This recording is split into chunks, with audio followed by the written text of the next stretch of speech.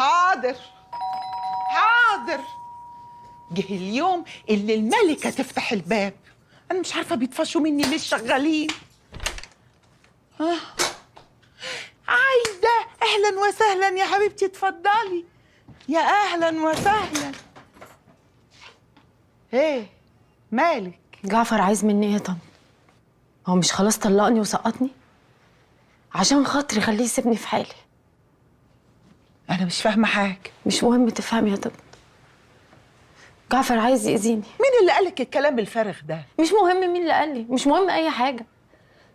المهم ان انت تخليه يسيبني في حالي وقولي له ان انا هرجع له الفلوس بتاعته. خليه بقى ما يأذينيش. الله يا بنت، ما تقعديش تلفي وتدوري، قولي لي مين اللي قالك، اعدادي الموضوع عشان افهم. دلال.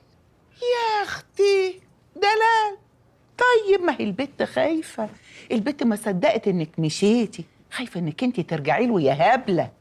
ايه قولك بقى، انا شاكه ان هي اللي ضربتك على السلم ورقدتك في المستشفى، مش البت وداد. مش فارق معايا مين اللي عمل كده، كل اللي فارق معايا انهم يسيبوني في حالي. انا كده كده مسافره وسايبه لهم الدنيا باللي فيها. عشان خاطري يا طنط خليه ما يأذينيش. لا يا بنتي، انا ابني ما اذيش حد عشره. طب قولي له عايده بتقولك لو فارق معاك العشره ما تأذيهاش. عن اذنك.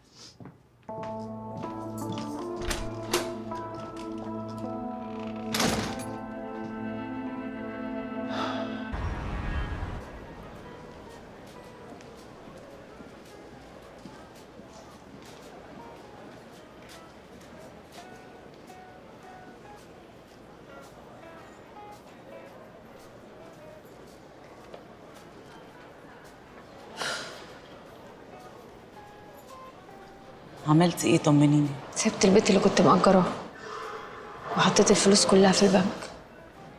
فاضل لي بس 100,000 جنيه على فلوس جعفر عشان يرجعوا زي ما كانوا. انت برضه مصممه انك ترجعي له فلوسه؟ طبعا هرجع له فلوسه.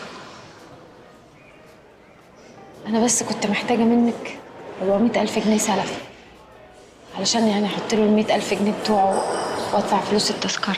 انا خلاص لقيت شغل في دبي وكمان كام يوم هسافر.